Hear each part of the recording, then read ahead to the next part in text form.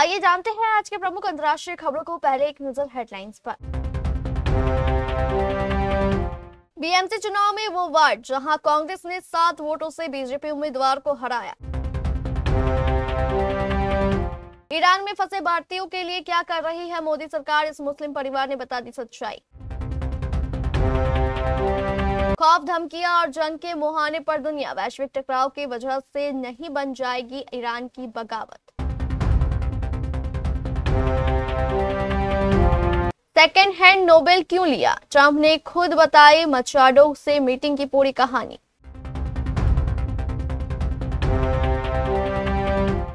अमेरिकी हथियार से ही यूएस आर्मी को मात देने की तैयारी।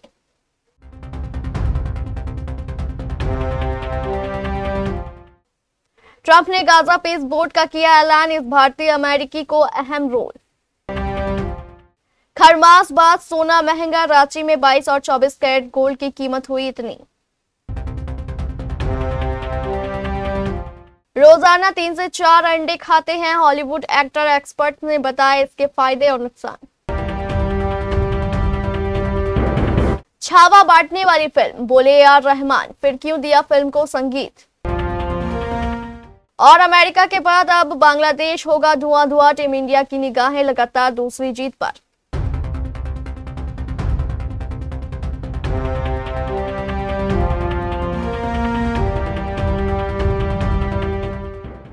मुंबई नगर निगम यानी बीएमसी चुनाव में कुछ वार्ड में चौंकाने वाले नतीजे सामने आए। सांता क्रूज में वार्ड नंबर 90 में जीत और हार के बीच फर्क सिर्फ 7 वोटों का रहा। यहां कांग्रेस उम्मीदवार ने बाजी मार ली और बीजेपी को निराशा हाथ लगी।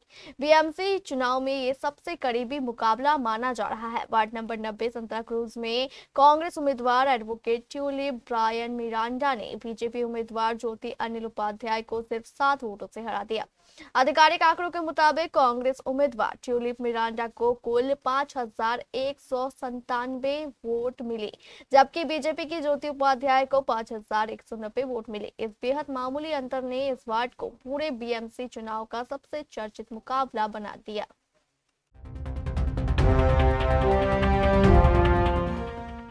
ईरान में कई भारतीय परिवार फंसे हुए हैं। वहां के गृह युद्ध जैसे हालात देखते हुए भारतीय नागरिक जल्द से जल्द भारत वापस आ जाना चाहते हैं।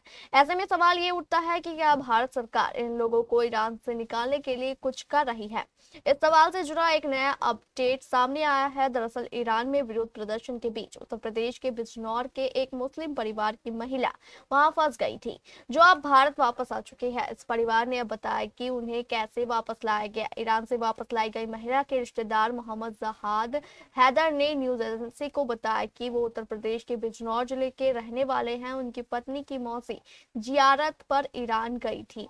उनके वहां जाने के बाद विरोध प्रदर्शन विकराल हो गया, जिसके बाद सरकार द्वारा उन्हें वापस लाया गया।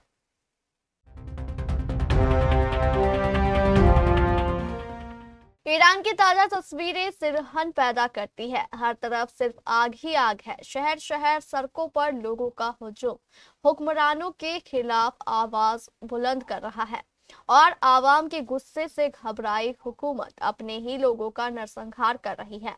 लाशों के ढेर, रोते बिलखते लोग, गम और गुस्से का इजहार।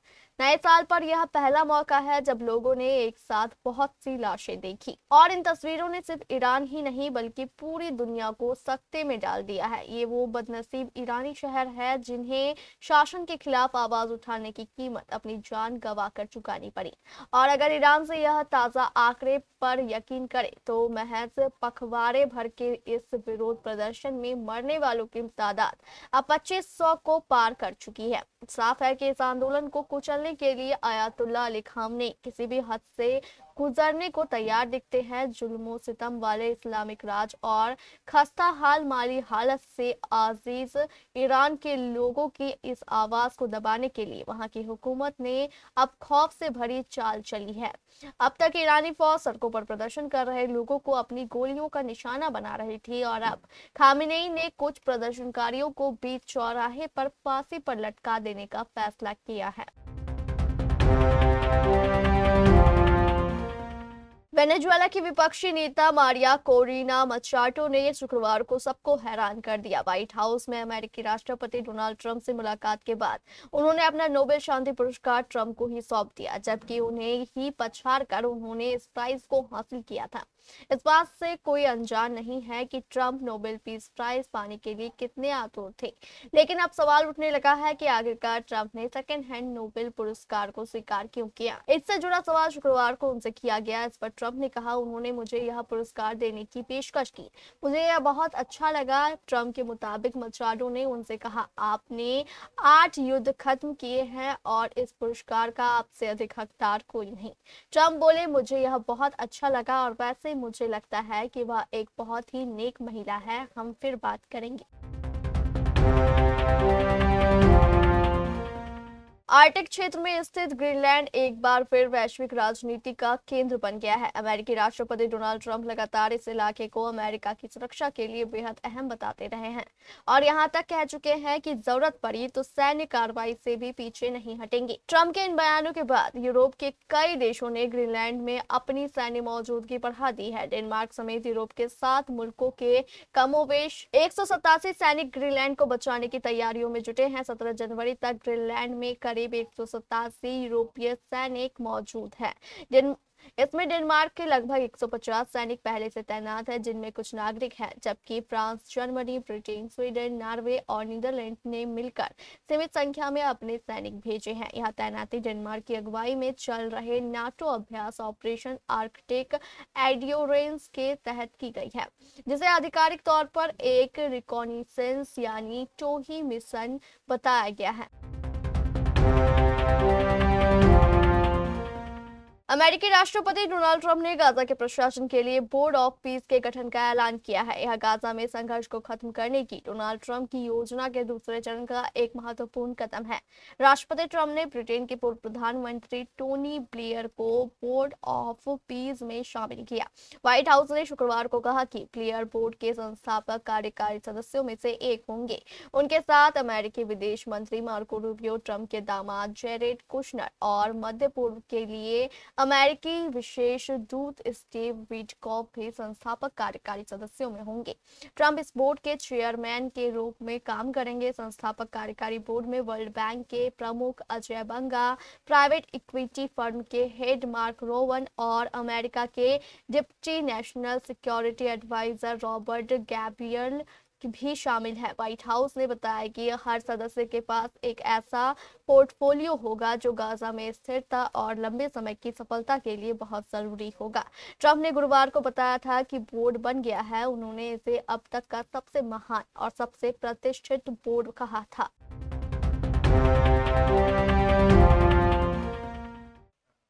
अगर आप गहने बनवाने का प्लान कर रहे हैं तो एक बार ताजा रेट जरूर चेक कर ले। सोने और चांदी की कीमतों में रोजाना हलचल देखने को मिल रही है। ऐसे में बिना सही जानकारी के खरीदारी नुकसानदायक हो सकता है। रांची ज्वेलरी एसोसिएशन के अनुसार सोने की कीमतों में तेजी और चांदी के भाव में स्थिरता देखी जा रही है। आज 22 कैरेट प्रति 10 ग्राम सोने की कीमत 1,33,450 रुपए है और 24 कैरेट प्रति 10 ग्राम सोने का भाव 1,40,120 रुपए है। फिलहाल चांदी के भाव में कोई बदलाव नहीं आया है। बहुत से लोग नाश्ते में अंडे खाना पसंद करते हैं। अंडे खाने से पेट लंबे समय तक भरा रहता है और यह प्रोटीन का बेहतर सोर्स भी है। अपनी फिटनेस के लिए जाने जाने वाले हॉलीवुड एक्टर मार्क वॉलबर्ग भी इन्हीं लोगों में शामिल है। उन्होंने हाल ही में सोशल मीडिया पर एक पोस्ट शेयर किया जिसमें वो कहते हैं कि रोजाना नाश्ते में 3 से 4 उबले अंडे खाते हैं। पोस्ट में मार्क वॉलबर्ग ने लिखा कि वो रोज एक जैसा नाश्ता करते हैं, लेकिन इससे कभी बोरियत नहीं होती। टेस्ट बदलने के लिए वे कभी कभी अंडों के साथ ब्लूबेरी या सैल्मन भी खाते हैं। हैदराबाद के बंजारा हिल्स स्थित केयर हॉस्पिटल्स की क्लिनिकल डाइटिशियन जी सुषमा ने एक मीडिया रिपोर्ट से बातचीत में कहा कि रोजाना अंडे खाने के फायदों के बारे में बताया। जी सुषमा के अनुसार नाश्ते में अंडा खाना एक हेल्दी ऑप्शन है। इसमें अच्छी मात्रा में प्रोटीन होता है जो मसल्स को रिपेयर करने और उन्हें मजबूत बनाने में मदद करता है, खासकर उन लोगों के लिए जो रेगुलर एक्सरसाइज करते हैं। विक्की कौशल की फिल्म छावा ने साल 2025 में बॉक्स ऑफिस पर विवाद के बीच जमकर कमाई की। फिल्म में मराठा योद्धा छत्रपति संभाजी महाराज और मुगल बादशाह औरंगजेब के बीच के संघर्ष को दिखाया गया। इस फिल्म के बाद महाराष्ट्र के कुछ हिस्सों में तनाव भी देखने को मिला। अब इस बार संगीतकार ए.आर. रहमान ने खुलकर अपनी बात रखी है। छावा फिल्म के संगीतकार ए.आर. रहमान ने न केवल फिल्म के विवादित पहलुओं को स्वीकार किया, बल्कि ये भी बताया कि एक कलाकार के तौर पर ऐसी फिल्मों के साथ जुड़ना उनका एक्सपीरियंस कैसा रहा। हाल ही में मीडिया रिपोर्ट से बात करते हुए उन्होंने इंटरव्यू में कहा कि छावा एक ऐसी फिल्म है जिसने ध्रुवीकरण यानी समाज को दो हिस्सों में बांटने वाले माहौल का फायदा उठाया। रहमान ने कहा, फिल्म की कहानी में निश्चित रूप से कुछ ऐसे तत्व थे जो बांटने वाले थे, लेकिन उनके पीछे का मुख्य उद्देश्य वीरता और बहादुरी को दिखाता है। मैंने खुद डायरेक्टर से पूछा कि उन्हें इस फिल्म के लिए उनकी जरूरत क्यों है, जिस पर उन्हें जवाब मिला कि इस विषय के साथ न्याय करने के लिए उन्हीं के संगीत की आवश्यकता है।